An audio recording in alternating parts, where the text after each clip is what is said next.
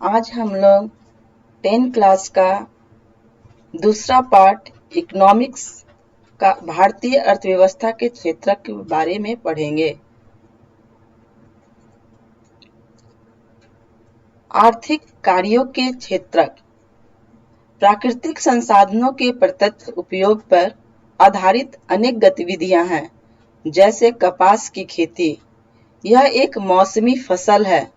कपास के पौधों की वृद्धि के लिए हम मुख्यतः न कि पूर्णतया प्राकृतिक कारकों जैसे वर्षा, सूर्य का प्रकाश और जलवायु पर निर्भर है।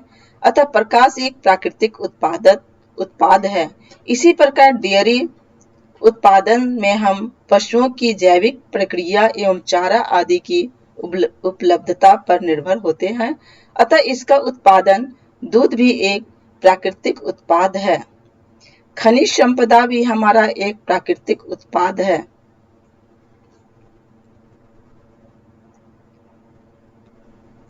भारतीय अर्थव्यवस्था के क्षेत्र के बारे में जानकारी प्राप्त करेंगे। प्रत्येक अर्थव्यवस्था अपनी आर्थिक गतिविधियों को आय अर्जन के मामले में महत्तमीकृत करना चाहती है, ताकि आर्थिक गतिविधियां लाभकारी से और अधिक लाभकारी हो सके। चाहे आर्थिक संगठन की व्यवस्था कुछ भी हो, अर्थव्यवस्था की आर्थिक गतिविधियों को निम्नलिखित 3 श्रेणियों में बांटा गया है: प्राथमिक क्षेत्र, द्वितीय क्षेत्र, तृतीय क्षेत्र।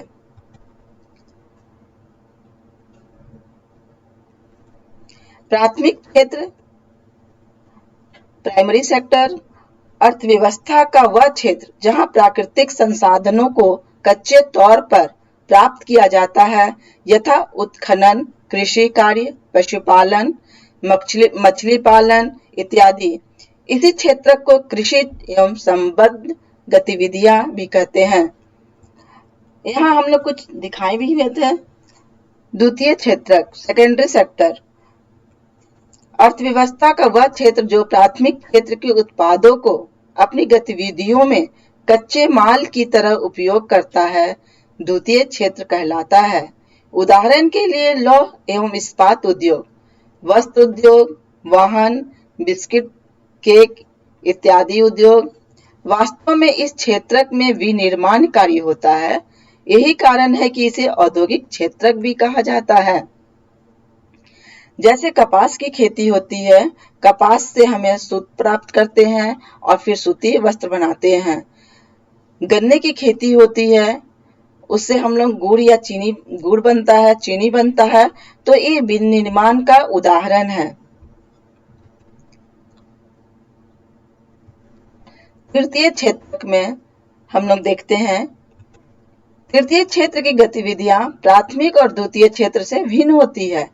तृतीय क्षेत्र के क्रियाकलाप से किसी भी प्रकार की वस्तुओं का निर्माण या उत्पादन नहीं होता, बल्कि तृतीय क्षेत्र प्राथमिक और द्वितीय क्षेत्र की गतिविधियों में मदद करती है, सहायता करती है।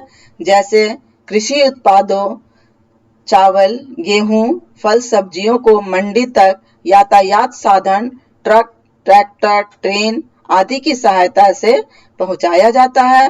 ये यातायात के साधन, ट्रक, ट्रैक्टर, ट्रेन आदि तृतीय क्षेत्र की गतिविधि कहलाएंगे। इस क्षेत्र में विभिन्न प्रकार की सेवाओं का उत्पादन किया जाता है, यथा बैंकिंग, बीमा, शिक्षा, संचार, चिकित्सा, पर्यटन इत्यादि। इस क्षेत्र को सेवा क्षेत्र के रूप से भी हम लोग जाना जाता है, जानते हैं। यहाँ बैंकिंग के बारे में दिखाया गया है, इंश्योरेंस हो रहा, बीमा दिखा रहा है, शिक्षा के बारे में दर्शाया गया है।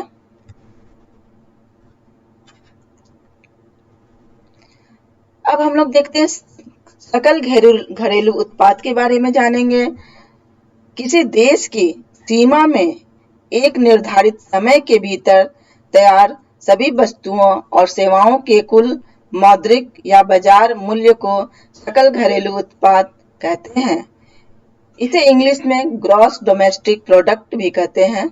यह किसी देश के घरेलू उत्पादन का व्यापक मापन होता है।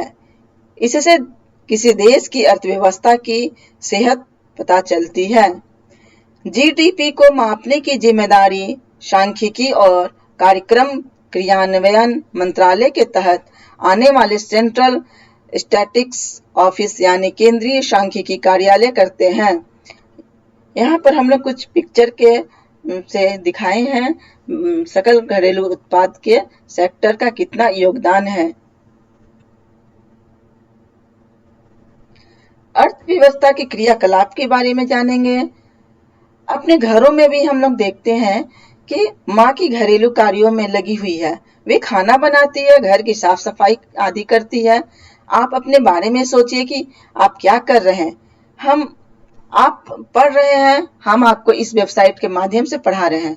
तो बच्चों, आपने देखा कि किस तरह हर कोई व्यक्ति कोई ना कोई कार्य करता है, दिखाई देता है। ऐसे क्रियाकलाप को दो भागों में हम लोग बांट देते हैं। प्रथम होता है आर्थिक क्रियाकलाप और दूसरा गैर आर्थिक क्रियाकलाप। आर्थिक क्रियाकलाप के बारे में थोड़ा देखेंगे। ऐसे क्रियाकलाप जिसे करने के बाद लोगों को धन की प्राप्ति होती है, अर्थात रुपया पैसा कमाने के उद्देश्य से किया गया कार्य आर्थिक क्रियाकलाप कहलाता है। जैसे कृषि, यातायात साधन में लगे होना, डॉक्टर, नर्स, शिक्षक, वकील, दुकानदार इत्यादि। गैर आर्थिक क्रियाकलाप वैसे क्रियाकलाप जिसे करने से केवल आत्मसंतुष्टि होती है। इस प्रकार की क्रियाकलाप करने से व्यक्ति को रुपये पैसे की प्राप्ति नहीं होती। जैसे माँ द्वारा घर में खाना बनाना, बच्चों द्वारा पढ़ाई करना, अपने घरों या गलियों की साफ सफाई इत्यादि। नेक्स्ट हम लोग पढ़ेंगे महात्मा गांधी राष्ट्रीय ग्रामीण रोजगार गारंटी अधिनियम, मनरेगा, शॉर्ट में हम लोग बोलते हैं मनरेगा।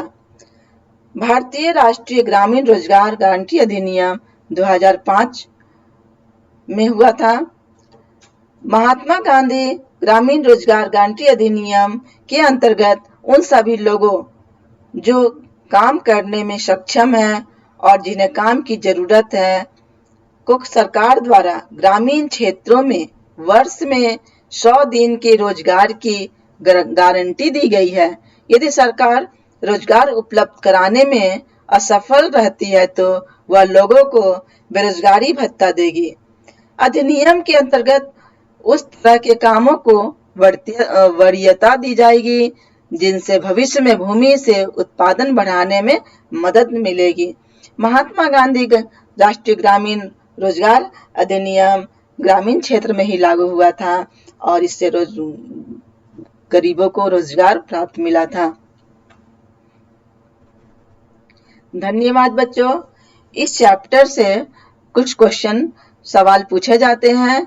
जो तृतीय पहला है कि तृतीय क्षेत्र को सेवा क्षेत्र क्यों कहते हैं। प्रथम क्षेत्र को प्राथमिक क्षेत्र क्यों कहते हैं। द्वितीय क्षेत्र को औद्योगिक क्षेत्र क्यों कहते हैं। तो आपको हम लोग पॉइंट वाइज सब समझाए हैं, वही आंसर होगा। और महात्मा गांधी राष्ट्रीय ग्रामीण योजना के बारे में भी शॉर्ट नोट्स आता है। यह इसका मुख्य इंपॉर्टेंट क्वेश्चन था। धन्यवाद।